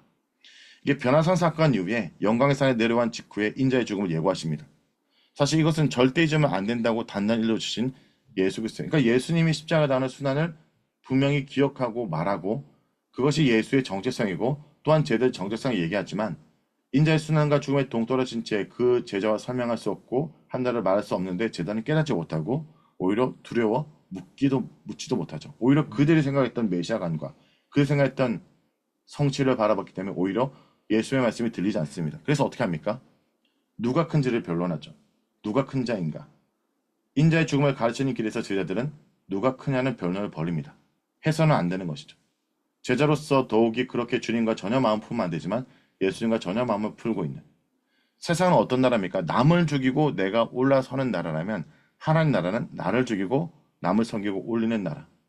하나님 나라가 뭡니까? 바로 제국과 반대. 제국의 나라는 결국 제자들도 예수님과 함께하면서 꿈꿨던 게 뭐냐면 제국이었을 겁니다. 예수가 이 땅 가운데 제국을 형성하면 그 자리에서 내가 올라서고 누군가 밟고 내 자리를 마련한 것이라면 오히려 하나님 나라는 나를 죽여서 섬기고 올리는 나라이기 때문에 죽음, 십자가, 고난을 말하고 있죠. 자, 예루살렘을 향하는 여정입니다. 자, 예루살렘에 향하는 여정 속에서 제가 좀 보려고 하는 게 뭐냐면요. 제자도인데요. 자, 이 제자도 파트가 이렇게 예수님이 보내는 장면에 등장하고요. 또 이 제자들 중에 가장 중요한 것을 보면 누가복음에서 중요한 제자들은 이웃사랑입니다. 이웃사랑. 수많은 제자도가 있겠지만 누가복음에서는 잃어버린 자를 찾는 그리고 가난한 자, 약자를 보호하는 이웃사랑에 대한 메시지가 중요한 제자도의 핵심인데 제가 이것을 이제 묵상 훈련할 때 이게 적용할 때 좀 보는 부분이거든요. 그 부분을 좀 나눠보겠습니다. 이 부분에 율법 교사가 예수님을 시험하고 선한 비유와 그 다음에 등장하는 마르다와 마리아 비유가 어떤 연결을 짓는지를 좀 봐야 될 것 같아요. 많은 경우를 따로따로 누가복음이 너무 많으니까 이걸 따로따로 보니까 이 마르다와 마리아 얘기를 어떻게 좀 우리가 설교를 하냐면 여러분 교회 봉사한 것도 되게 중요한데 말씀 보는 자리 놓치면 안 됩니다. 이렇게 설교하거든요. 근데 사실 본문의 맥락은 그거보다는 좀 더 큰 의미를 갖고 있습니다. 이웃 사랑이라는 관점으로 이 부분을 다시 보자는 거죠. 자, 누가복음은요. 예수님이 가르침은 어떤 거냐? 지금 아는 것과 행하는 것이 불일치가 일어나고 있는 걸 보여줍니다. 예를 들어 아는 자가 누구죠? 율법교사입니다. 율법은 무엇보다 하나님 말씀을 잘 아는 자죠. 근데 내가 아는 것을 어떻게 해요? 예수님을 시험하려고 합니다. 예수님을 내가 아는 지식으로 성경 지식으로 시험해서 등장하죠. 내가 무엇에 영세 얻겠습니까? 이 궁금한 게 아니라 시험하기 위해서 질문하고 있는 거예요. 그러면 이 율법교사가 짠 프레임은 뭘까요? 내가 이런 질문하면 예수님이 이렇게 대답하고 이렇게 대답하면 이게 문제다라고 말하기 위해서 시험하는 거죠. 예수님의 질문은 형 대답이 뭐죠? 예수님 그 당시에 랍비가 질문하면 그 질문에 질문함으로 대답을 하는데 자, 내가 무엇에 영생 얻겠습니까? 질문하니까 예수님의 대답은 네가 율법을 어떻게 읽었냐? 경청했냐? 그러면 네가 그것을 어떻게 해석했냐? 그리고 하나님을 사랑하고 이웃을 사랑하게 된다라고 얘기하자. 이를 행하라 그러면 살리라라고 얘기합니다. 자, 이런 결론을 사실 율법교사도 예상한 것 같아요. 근데 율법교사가 예수님이 이렇게 대답하면 내가 질문해야지 하는 질문이 있죠. 왜냐하면 하나님을 사랑하고 이웃을 사는 것이 영생 얻는 길이라면 내 이웃은 누굽니까? 율법과서 하고자 하는 얘기가 뭘까요? 예수님의 이웃 사랑이 잘못됐다는 거예요. 하나님 사랑을 한다면 이웃 사랑을 해야 되는데 당신이 지금 생각하는 이웃은 율법교사 생각하는 이웃이 아니라 뭡니까? 잃어버린 자들, 사회적 약자, 창기들, 세리, 죄인들과 이웃을 삼고 있지 않냐라는 얘기를 하는 거죠. 자, 그럴 때 이제 예수님이 하는 비유가 선한 사마리안 비유입니다. 어떤 한 사람이 강도를 만나서 죽어가고 있을 때 제사장과 레위인은 이런 자를 돕는 게 하나님 말씀인지만 오히려 이런 자를 지나쳐 버립니다. 오히려 사람들의 손가락을 잡고 이방인 개만도 못하다고 여겼던 사마리아 사람이 이 자를 돕습니다. 그리고 예수님이 질문하죠. 이 세 사람 중에 누가 강도 만난 자의 이웃이 되겠느냐? 말씀을 많이 알지만 전혀 행하지 않는 불의체를 보이는 자와 오히려 무시당하지만 자기가 아는 것을 행하는 사마리아 얘기를 하면서 얘기를 합니다. 그러면 이건 뭘까요? 하나님을 누구보다 사랑하지만 이웃 사랑의 실패 모델입니다. 그리고 이것은 누구죠? 지금 이 질문하는 율법교사죠. 그들을 보기에 하나님 사람이 잘못됐다고 부정하게 여기는 자들이지만 이 자는 오히려 이웃사랑의 성공의 모델로 등장하죠. 자, 그런 이웃사랑의 모델의 제자들로 본다면 뭐가 되냐면 예수님이 따르는 제자들 중에 여인 2명이 등장하는 거잖아요. 마르다와 마리아 얘기. 마르다는 예수님을 대접하는 방식으로 예수님을 따르고 있고 마리아는 예수님 말씀을 경청하는 방식으로 따르고 있습니다. 나름대로 하나님 사랑, 예수님 사랑이 뭡니까? 한 사람은 대접이고 한 사람은 경청이죠. 근데 마르다의 잘못은 뭘까요? 말씀 안 듣고 분주하게 일했다가 아니라 마리아의 하나님 사랑, 예수님 사랑을 부정하는 거예요. 오히려 공격하는 거예요. 나처럼 마르다가 주님을 섬기지 않는다고 예수님께 고발하는 거죠. 그러면 마르다는 사실은 뭐냐면 이웃 사랑의 실패 모델입니다. 하나님 사랑의 실패 모델이 아니라 이웃 사랑의 실패 모델이에요. 그래서 몇 가지를 하든지 한 가지만 족하니라 마리아는 좋은 편을 택했으니 빼앗기지 아니라. 그러니까 우리가 본문에 하나님의 사랑이 뭐가 더 낫냐는 우위를 겸하는, 그러니까 말씀을 경청하냐, 교회에서 봉사하냐, 하나님의 사랑의 경중을 따지는 본문이 아니라 이 본문에 이웃 사랑의 실패 모델을 얘기를 해요.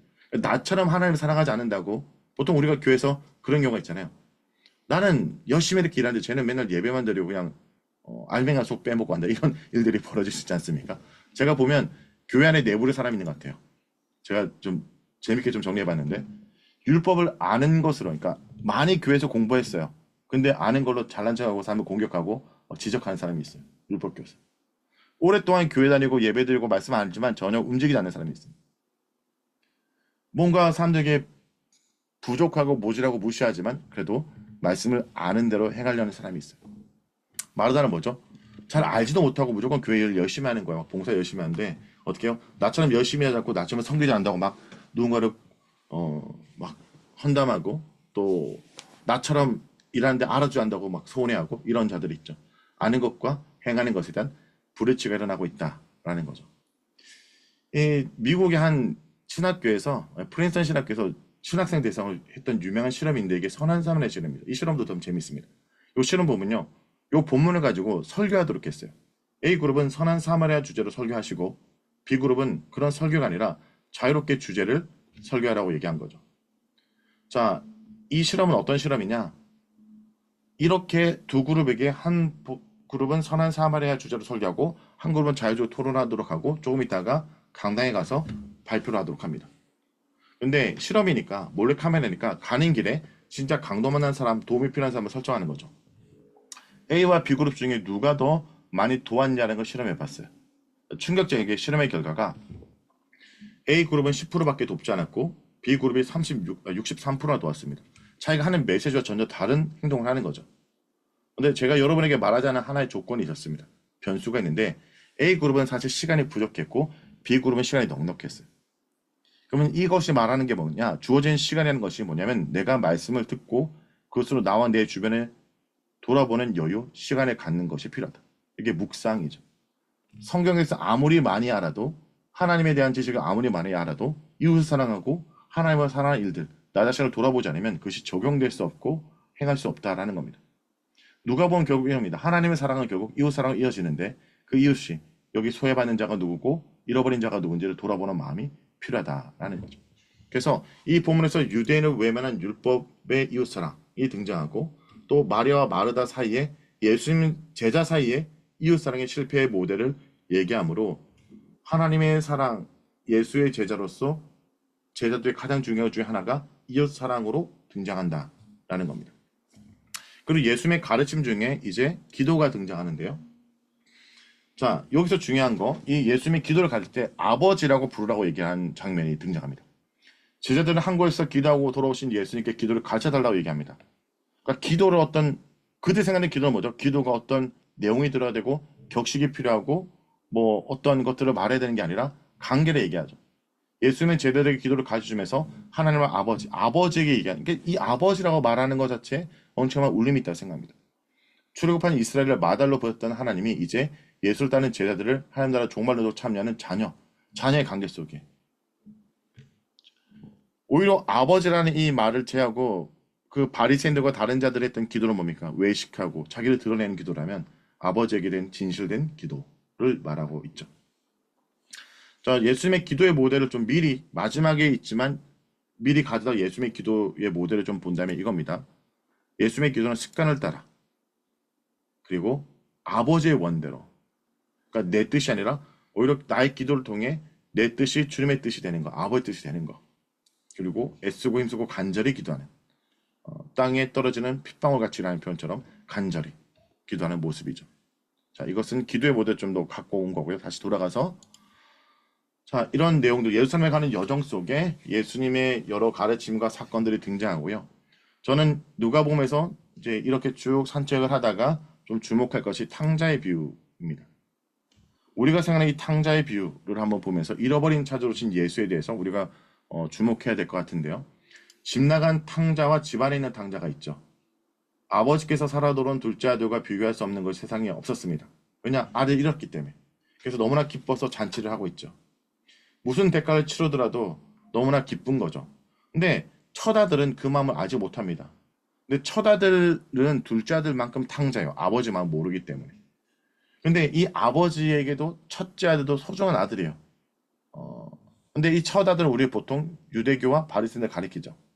그러니까 예수님이 이 첫 아들에 대한 마음이 있다는 것이 예루살렘 향해서 무너진 예루살렘, 유대교를 대표하는 그 상징, 성전이 무너지는 걸 통해서 눈물 흘리신 장면이 아버지 사랑이 대표되고 있죠. 자, 이 본문을 조금 제가 연결해서 보면요. 이것도 제가 훈련할 때 하는 것인데, 탕자의 비유라고 얘기한 탕자라는 말이 성경에는 없잖아요. 우리가 탕자라고 지칭하고 있죠. 저는 오히려 이 본문의 맥락은 잃어버린 자입니다. 잃어버린 아들. 자, 본문이 어떻게 시작하죠? 양을 잃어버리면 주인이 찾는 게 당연하다라는 맥락이고, 드라크마를 잃어버리면 주인이 찾는 게 당연하고, 아들을 잃어버리면 아버지가 찾고 아들이 오면 기뻐하는 게 당연한 거 아니냐. 근데 그 집에 맏아들로 있던 그 아들은 아버지의 마음을 모르는 거죠. 그러니까 맏아들도 둘째 아들도 잃어버린 아들입니다. 근데 이 본문에 진짜 맏아들이 존재해요. 숨겨진 맏아들.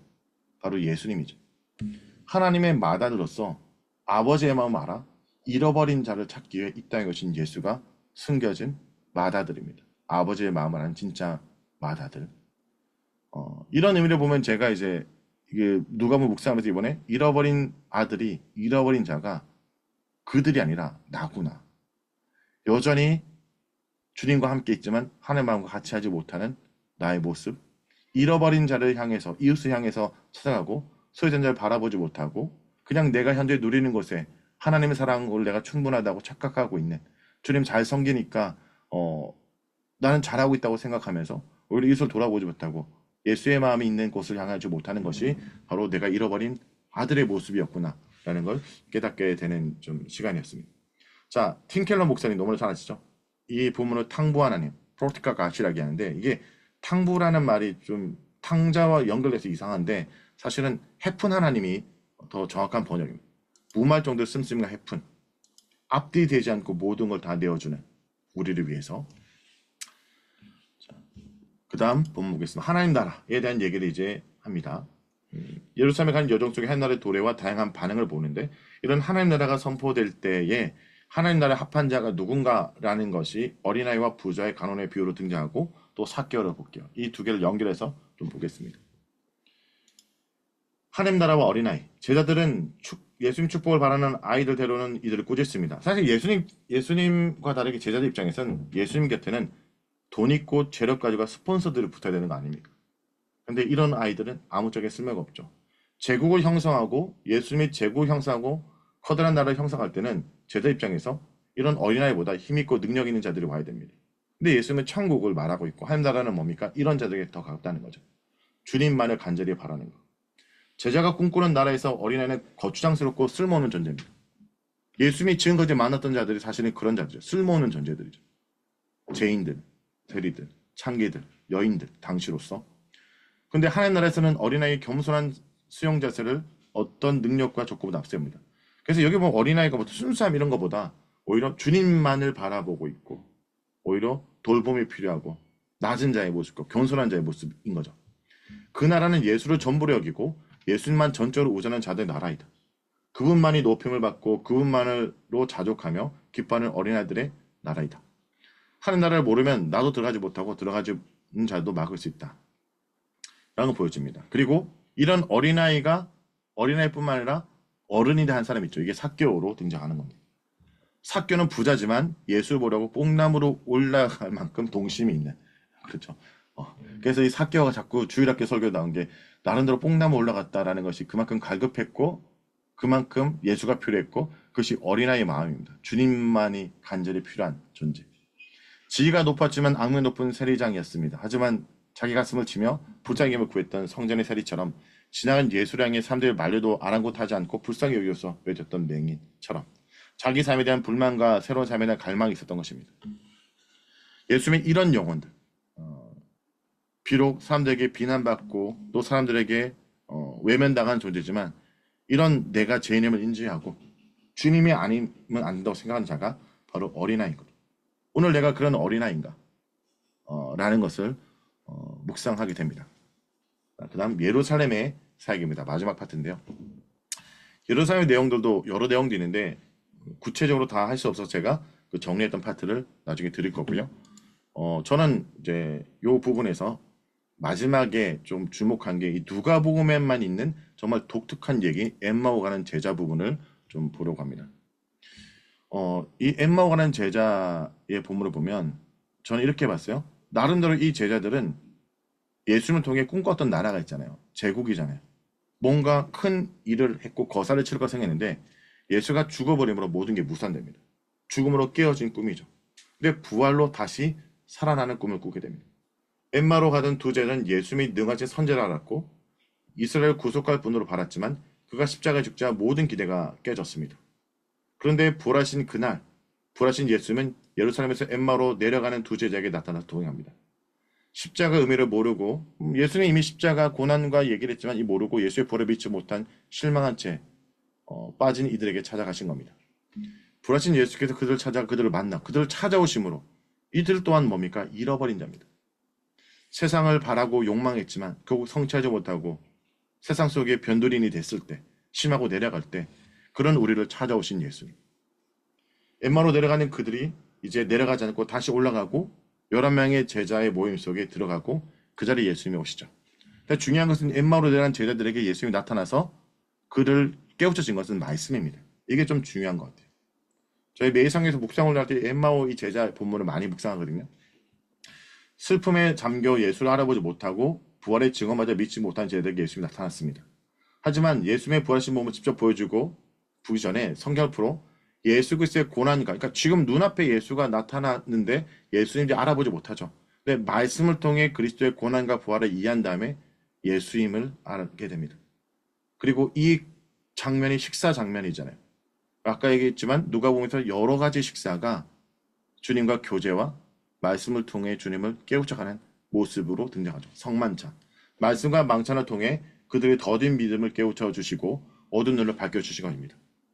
그러니 미지근한 신앙과 무미건조한 일상에 충격주마 어떤 신비한 체험이 우리의 믿음을 대선하는 것이 아니라 늘 곁에 있는 말씀으로 눈을 돌려 말씀을 가까이 하고 저도 말씀하는 그분을 만날 때 우리의 믿음이 날마다 대선할 수 있다라는 게 묵상과 연결되는 지점이죠. 자, 이것이 이제 누가복음의 내용. 누가복음은 이 내용이 끝난 것이 아니라 사도행전이 이어진다라는 걸 말씀드렸죠. 여기까지 본문대의 산책이고요. 마지막으로 이런 누가복음이 우리 시대에 어떤 메시지가 있냐라는 걸 보고 마무리하겠습니다. 첫 번째, 앞에 얘기한 것처럼 복음은 역사에 뿔을 두고 있다. 오늘 내가 사는 역사 속에 하나님 나라가 구현되도록 하는 것이 복음을 믿는 것이고 복음을 사는 것이다. 내가 두 발을 딛고 있는 역사를 외면한 채 멀리 떨어진 곳에 성경만 말해서 안 된다. 역사 논쟁이 지금 있죠. 그리고 역사를 강조하면서 현실 정치에 참여하며 여러 가지 문제가 일어나고 있는데 과연 그런 제국의 역사가 아니라 이 땅의 하나님의 역사는 무엇이고 오히려 그 마음은 어디로 향하고 있는가?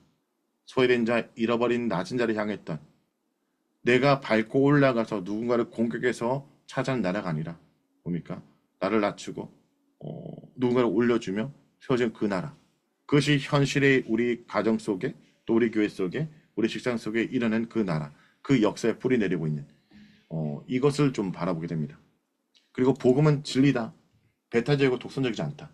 복음은 차별하지 않기 때문에 누가복음이 뭡니까? 모든 이들에게 예수가 복음을 설명하기 위해서 역사적 진술, 그 내용들이 등장하죠.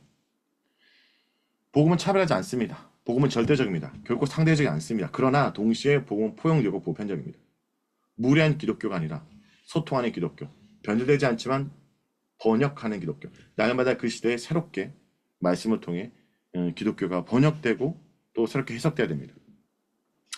그리고 복음은 전적인 사랑과 충성을 요구합니다. 그래서 이 본문을 보면 재물과 하나님을 섬길 수 없다. 제국과 천국을 계속 얘기하면서 결국 구제가 구원받는 자의 삶이어야 되고 나눔과 비움에 낮아지는 믿음이다. 그 이유가 있어요. 단순히 구제를 통해 선을 쌓는다는 개념이 아니라 제자의 모습이 결국 이 세상의 그리스도의 경제관이 결국 뭡니까? 하늘의 보화를 쌓는 것이 바로 구제하고 나눔이다라는 것이 이웃사랑의 모습이니까. 이게 제국의 인생들의 모습과 다르게 하나님 나라의 인생들의 라이프 스타일이다라는 것을 말하고 있죠.